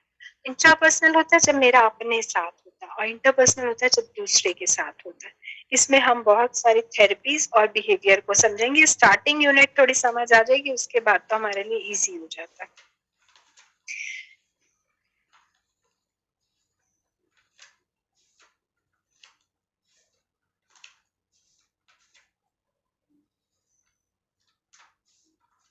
अच्छा, अगर हम बात करते हैं, एक मिनट, माइंडिंग रिलेशनशिप्स की, तो क्लाइंट और थेरेपिस्ट के बीच का रिलेशनशिप है जिसमें हम बात करते हैं कि जो भी मेरी प्रॉब्लम है उसको अंडरस्टैंड करना है, उसके पैटर्न को अंडरस्टैंड करना है, रिलेशनशिप को एनहांस करना है और बेनिफिट ऑफ डाउट्स के साथ हम चल सकते हैं। हमें पूरा नहीं मालूम, हम फीलिंग्स और बिहेवियर को एक पर्सन के समझने के लिए, रिलेशनशिप के लिए हम बेनिफिट ऑफ डाउट्स को इन्वॉल्व कर सकते हैं। एम्पैथी और सोशल स्किल्स जो हमारी है उनको एक्सेप्ट करते चलेंगे तभी काम होगा। रेसिप्रोकल होगा जो भी होगा हमारा पार्टिसिपेशन, और ऐसा नहीं है कि हम माइंडफुल और माइंडफुलनेस दो अलग चीजें होती हैं। माइंडफुलनेस जो भी काम करेंगे पूरे फोकस के साथ काम करेंगे। हमारा पैशन होगा, हमारी, अगर हम थेरेपी में भी हैं, हम थेरेपी दे रहे हैं, हम काउंसलिंग दे रहे हैं, तो पैशन भी आपका होना चाहिए, फिजिकल अट्रैक्शन भी आपकी होनी चाहिए, आपकी अपने क्लाइंट के साथ इंटीमेसी भी होनी चाहिए, क्लोजनेस, उसको फील कराओ मैं तेरे साथ हूँ, हमारी कमिटमेंट, डिसीजन हमें कैसे लेना है, कैसे रिलेशनशिप को सस्टेन करना है, ये सारा रिलेशनशिप लव पर डिपेंड करेगा।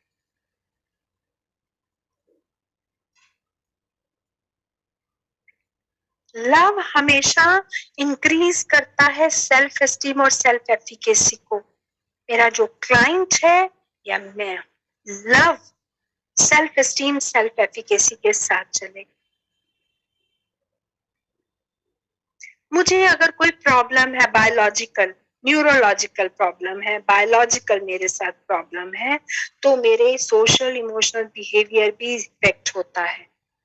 मेरा एनवायरनमेंट इन्फ्लुएंस करता है मेरे मैच्योरेशन स्टेटस को, मेरे ब्रेन को, मैं कितना, मेरी हेल्थ कैसी है, सब चीजों पर न्यूरोबायोलॉजिकल स्टेटस हमारा इफेक्ट करता है। इंटरपर्सनल काउंसलिंग की जब मैं बात करती हूँ तो इंटरपर्सनल काउंसलिंग में हमारे ड्यूरेशन ऑफ सेशन बहुत इंपॉर्टेंट होते हैं। यहाँ पर हम बात करते हैं पेशेंट्स जो डिस्ट्रेस में हैं, किसी भी तरह का कोई प्रॉब्लम है, उनकी कोई मेडिकल कंडीशंस हैं, तो उनके लिए, उनके ट्रीटमेंट के लिए, उनके साइकोलॉजिकल ट्रीटमेंट के लिए इंटरपर्सनल काउंसलिंग हमारे हिसाब से सबसे बेहतर होती है, जिसे हम आईपीसी या आईपीटी भी कहते हैं, इंटरपर्सनल थेरेपी और इंटरपर्सनल काउंसलिंग। इसमें क्या करते हैं, हम सिम्टम फॉर्मेशन की बात करते हैं। 12 से 16 सेशंस होते हैं इसमें, और एक सेशन 1 घंटे का होता है। इसमें इंटरपर्सनल काउंसलिंग में हम क्या करते हैं, जो भी उसकी प्रॉब्लम्स होती हैं, उसकी जितनी भी प्रॉब्लम्स होती हैं, उन प्रॉब्लम्स को अवेयर होके एक प्रोसेस के थ्रू कोशिश करते हैं कि जितने भी इनके सिम्टम्स हैं, जितने भी इनके हैं, वो उन अपने सिम्टम्स से कैसे कॉप अप कर सकते हैं। ऐसे लोगों को fatigue, sleep disturbance, headache, social interpersonal relation, किसी के साथ बनती नहीं, लड़ाई हो जाती है मेरा ट्रेट एंड बिहेवियर कैसे हैं जो दूसरों के साथ प्रीडिस्पोजिशन में काम करता है, इन सब चीजों से मैं कैसे कॉप अप कर सकती हूँ। और अगर इन सिम्टम्स को हम रिड्यूस कर दें तो मेरा सेल्फ एस्टीम जो है वो हाई हो सकता है, मैं इजीली सोशली एडजस्ट कर सकती हूँ दूसरों के साथ।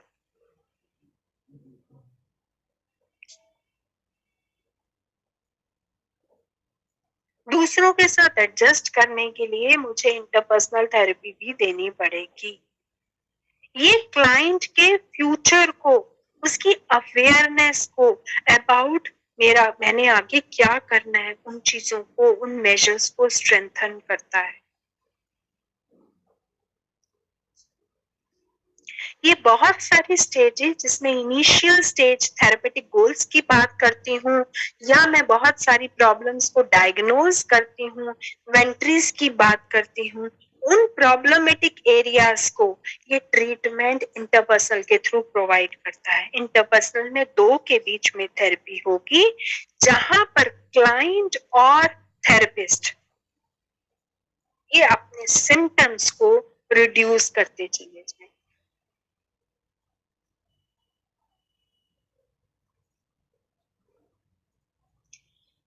ये इंडिविजुअल के करंट रिलेशनशिप को सोशल कॉन्टेक्स्ट में कैसे मेंटेन कर सकते हैं, इस पर बात करता है।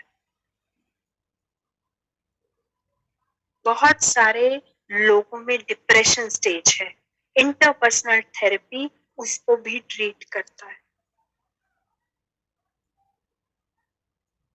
बहुत सारे डिसऑर्डर्स हैं, सब्सटेंस अब्यूज केस है, बुलिमिया जो एक ईटिंग डिसऑर्डर है मेरा, है ना, डिप्रेस्ड प्रेग्नेंट वुमेन्स, इनसे बात करके हम इनकी प्रॉब्लम्स को एक्सेप्ट करके, इनमें अवेयरनेस क्रिएट करके हम उनके इन बिहेवियर को चेंज कर सकते हैं, उनकी इन प्रॉब्लम्स को चेंज कर सकते हैं।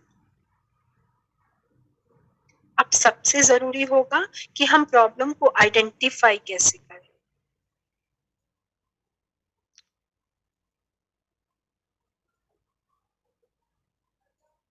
हम उनके प्रॉब्लमेटिक एरिया पर बात कर सकते हैं, उनके अनरिजॉल्व ग्रीव्स, जो उनकी प्रॉब्लम्स हैं, कभी बचपन में हुई, कभी उनसे कुछ सालों पहले हुई, जो उनके साथ चलती आ रही हैं, जिनमें चेंजेस नहीं आ रहे, हम उनके साथ रीएस्टैब्लिश करते हैं उनके इंटरेस्ट को, उनके रिलेशन।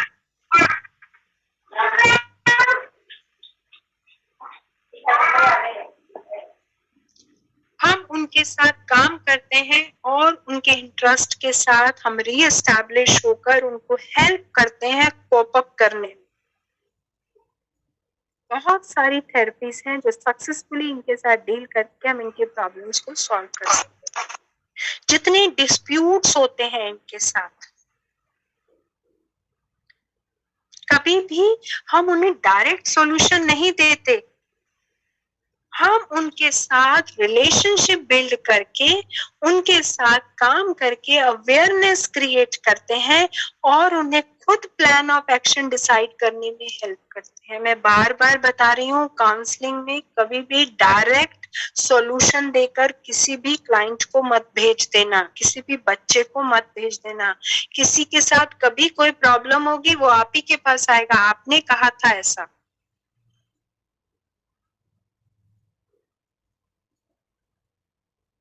ठीक है, उसमें अवेयरनेस क्रिएट करके उसको हम बता सकते हैं कि आप ऐसा ऐसा कर सकते हो, प्लान ऑफ एक्शन उसे डिसाइड करने।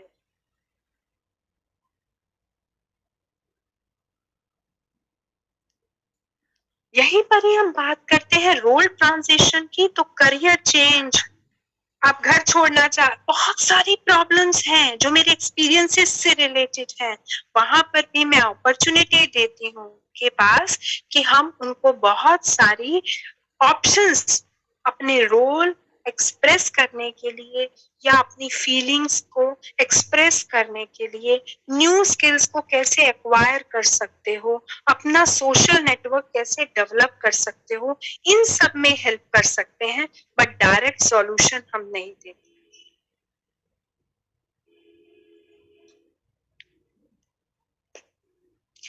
बहुत सब लोग सोशल आइसोलेशन में हैं, उनको थेरेपी की जरूरत है। क्यों? क्योंकि वो सीवियरली इमोशनली डिस्टर्ब्ड हैं। अब सीवियरली इमोशनली डिस्टर्ब्ड हैं तो ऐसे लोगों को हम उनकी जो सोशल आइसोलेशन है उसको रिड्यूस कर सकते हैं। उसके करंट रिलेशन पर फोकस करने की जगह हम उनके पास्ट रिलेशंस पर डिस्कस करें। पास्ट में कैसा था, प्रॉब्लम आई कहाँ से, अभी फील कर रहे हो आप प्रॉब्लम, लेकिन ये प्रॉब्लम बनी कैसे, इसको कैसे चेंज कर सकते हो। बहुत सारी चीजें हैं जिनको हम धीरे धीरे चेंज कर सकते हैं, लेकिन रिजल्ट हमें एक दिन में नहीं आएंगे। हम हमेशा उनके साथ इंटरैक्शन करके, कॉन्टिन्यूअसली हमारा इंटरैक्शन होना चाहिए क्लाइंट और थेरेपिस्ट का, या क्लाइंट और काउंसलर, उनके साथ एक रेपो बिल्ड करना है, इंटरैक्शन ताकि कंटिन्यू रहे, एक इंटीमेसी होनी चाहिए, कंपैटिबिलिटी होनी चाहिए दोनों के बीच, ठीक है, कंटिन्यूएशन होनी चाहिए, फॉलोअप्स बार बार करते रहना चाहिए, म्यूचुअल ट्रस्ट बिल्ड होना चाहिए दोनों के रिलेशनशिप में। और जब काउंसलिंग आपने दे दी, सॉल्यूशन उसको मिल गया, तो हमें जो हमारा रिलेशनशिप है उसको टर्मिनेट भी कर देना है, हमेशा का रिलेशनशिप नहीं रहेगा, ठीक है। हमें जब हमारे को सॉल्यूशन मिल गया उसके बाद हमारा टर्मिनेशन भी होना चाहिए, किसका, रिलेशनशिप। इंटरपर्सनल काउंसलिंग में अगर मैं बात करूं तो क्लाइंट्स के इमोशंस बहुत ज्यादा है, बात करते हैं, हेल्प करते हैं कि आपके इमोशंस कहाँ तक आपको सॉल्यूशन ढूंढने में हेल्प कर रहे हैं। क्लाइंट हमेशा ट्रीटमेंट को एक्सप्लोर करने के लिए उसको कहाँ तक रेसिस्ट कर सकता है अपनी प्रॉब्लम के साथ, और कैसे वो ट्रीटमेंट की तरफ जा सकता है, ये सब काउंसलर का काम है। उसके साथ रिलेशनशिप बनाना, उसके साथ एक्सपीरियंसेस शेयर करना, उसकी पास्ट हिस्ट्री को डिटेल में सुनना, समझना, बीच में उसको छोड़ना नहीं, एक्सप्लोर करने के लिए कहना काउंसलर के साथ, क्लाइंट के साथ रिलेशनशिप बनाना और आइडेंटिफाई करना कि क्लाइंट का मन क्या कह रहा है, उसी फील्ड में दोगे। अगर जो उसकी इच्छा है उससे अपोजिट आप उसको काउंसलिंग करते हो, ठीक है, तो प्रॉब्लम्स आती हैं।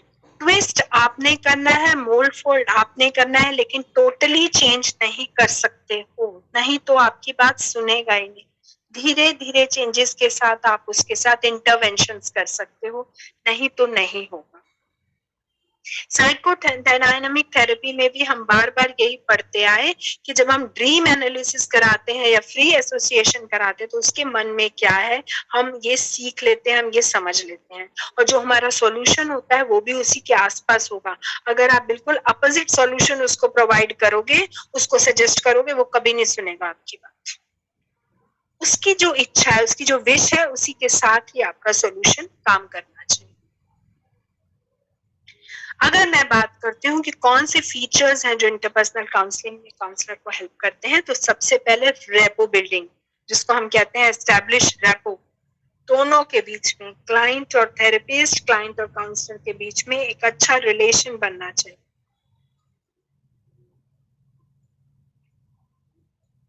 Physical illness as a cause of symptoms, आपको क्या प्रॉब्लम है, साइकेट्रिक डायग्नोसिस की क्यों जरूरत है, ये सब चीजों को आपने ध्यान रखना है। Symptoms of distress, current life stress जो उसका है, ये सब चीज, पॉजिटिव रिलेशनशिप बिटवीन पेशेंट अपनी इलनेस को कैसे ले रहा है, कितना पॉजिटिव है, कितना नेगेटिव है, उसका स्टेट ऑफ माइंड क्या है, उसका अपना इंटरपर्सनल करंट रिलेशन क्या है, दूसरों के साथ उसके रिलेशनशिप्स कैसे हैं, उसको अभी किस चीज का स्ट्रेस ज्यादा है, अपनी इलनेस का इंटरेस्ट ज्यादा है या सोशल सिचुएशंस का इंटरेस्ट स्ट्रेस ज्यादा है। बहुत सब लोग कॉप अप भी नहीं कर पाते, प्रॉब्लम्स कहाँ हैं। यहाँ हम पेशेंट को इफेक्टिवली डील करने के लिए, तेरी प्रॉब्लम ये है, एरिया को आइडेंटिफाई करते हैं, स्ट्रेस एरिया को, और कैसे उससे कॉप अप कर सकता है, यहाँ हेल्प करते हैं। उसको बहुत सारी सजेशंस दे सकते हैं कि आप अपनी प्रॉब्लम्स को कैसे सॉल्व कर सकते हो, आप ये काम करो घर पर, और जब मेरी प्रॉब्लम सॉल्यूशन हो गया तब हम कहते हैं हम टर्मिनेट कर सकते हैं अपने रिलेशनशिप, जिसे हम इंटरपर्सनल काउंसलिंग की बात करते हैं।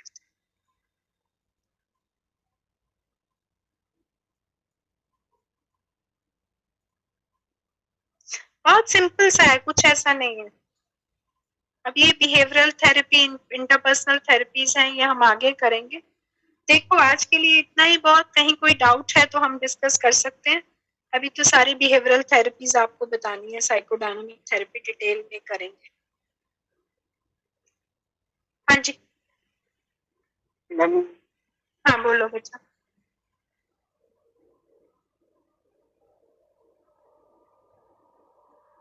कोई डाउट है हम डिस्कस कर सकते हैं।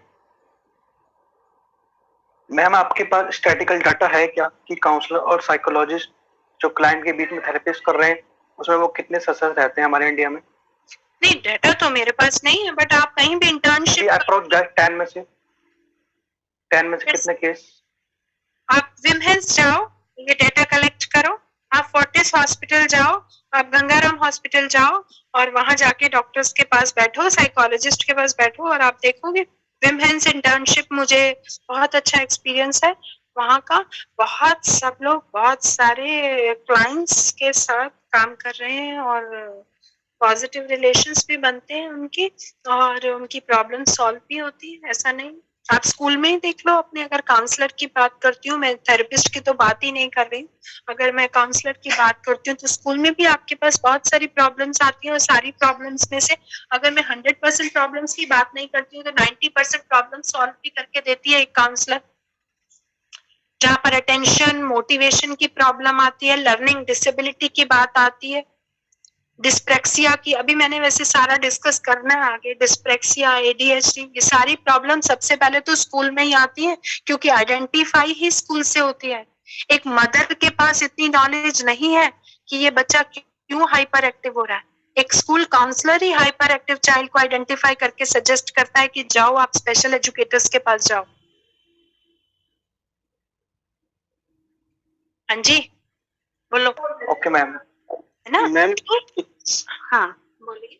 Ma'am your detailation coordinator Jamia. So are you in any way affiliated to Jamia?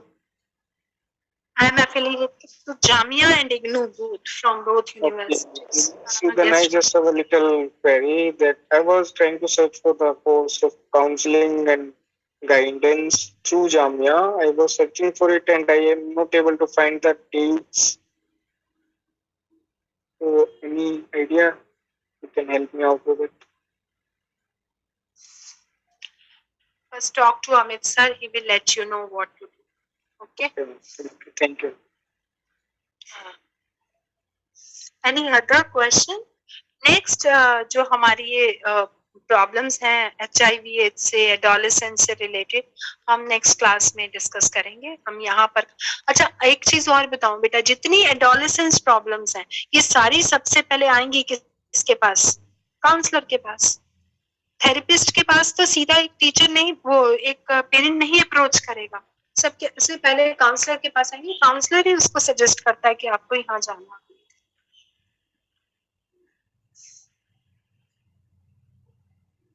हाँ जी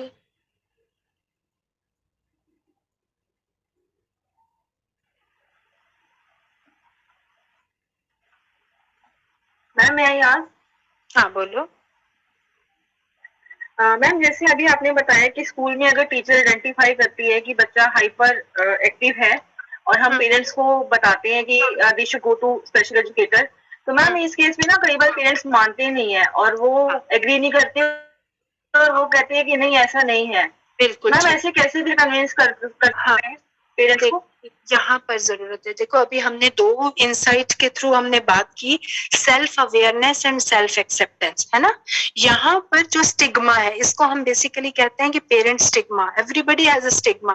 कोई नहीं, किसी को कह दो ना अपने साइकोलॉजिस्ट के पास जाना है या साइकोथेरेपिस्ट को दिखा, वो डरने लगेगा कि पता नहीं मेरे साथ क्या प्रॉब्लम है, मुझे क्यों बोल रहे हैं ऐसा करने के लिए। तो हमें यहाँ पर उनको सिखाना होगा, उनको बताना होगा कि कुछ नहीं है, एक सेकेंड थॉट ले सकते हो आप। ठीक है, उनको दिखा दो, बहुत नॉर्मल सी चीज है। अगर वो 2 आपको थोड़ा सा एक्सरसाइज बताएंगे और ठीक हो जाएगा, क्योंकि डिस्प्रेक्सिया केस बहुत सारे आते हैं बेटा, जिन लोगों की मोटर स्किल्स पुअर होती हैं। आपने बहुत सारे बच्चों को स्कूल में सुना होगा, मैं ओरल वर्क करने में खुश हूँ, मैं लिखने में बहुत अच्छा नहीं फील करता हूँ, मैं लिखने से मन चुराता है। ऐसे बहुत सारे केसेस आते हैं, तो मोस्ट ऑफ द टाइम हमें समझ आता है वो डिस्प्रेक्सिया है। ऐसे बच्चों को डिस्प्रेक्सिया होता है। तो ये डिस्प्रेक्सिया की आप तो ठीक नहीं कर सकते हो बीइंग अ काउंसलर, आप तो ठीक नहीं कर सकते हो। हाँ, उनको हम ट्राइपॉड एक्टिविटीज करा सकते हैं, मोटर एक्टिविटीज हमने पढ़ ली, हम करा सकते हैं क्लास में, लेकिन हम उनको बिल्कुल सारी चीजें नहीं दे सकते, प्रोवाइड कर सकते।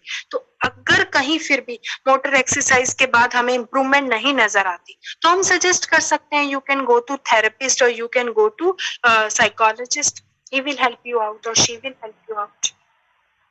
ऐसे ही डिसकैलकुलिया प्रॉब्लम है बेटा, एक डिसकैलकुलिया प्रॉब्लम में डिसलेक्सिया प्रॉब्लम है, अभी पढ़ेंगे हम सबके बारे में आगे। सिम्टम सारे motor hand eye coordination poor होता है।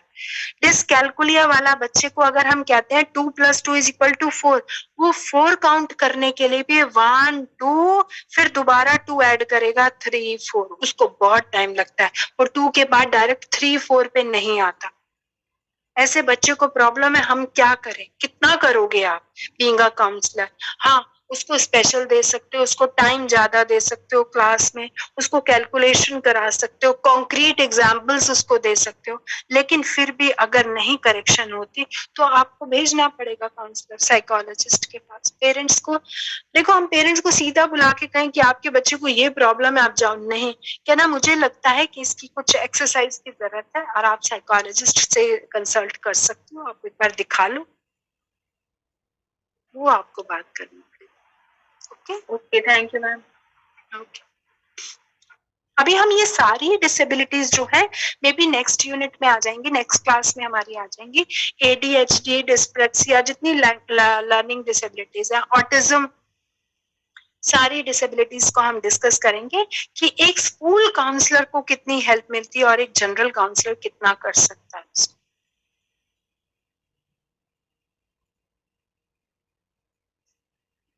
हाँ जी, कोई डाउट हम आज डिस्कस कर सकते हैं और नेक्स्ट क्लास में करेंगे। अटेंडेंस फिल कर देना, मैंने भेज दिया आपको।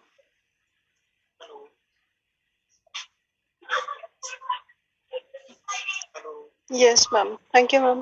ओके जी, ओके, बाय, नेक्स्ट क्लास में मिलते हैं।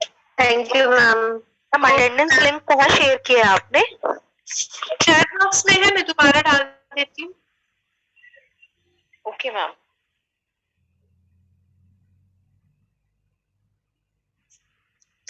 Okay ma'am, bye ma'am. Bye. Bye ma'am. देखो दोबारा आ गया। Yes ma'am, got in the chat box. Thank you. Fill that attendance and send it. Okay. All right ma'am. Okay, beta. Bye. Bye, beta. Bye.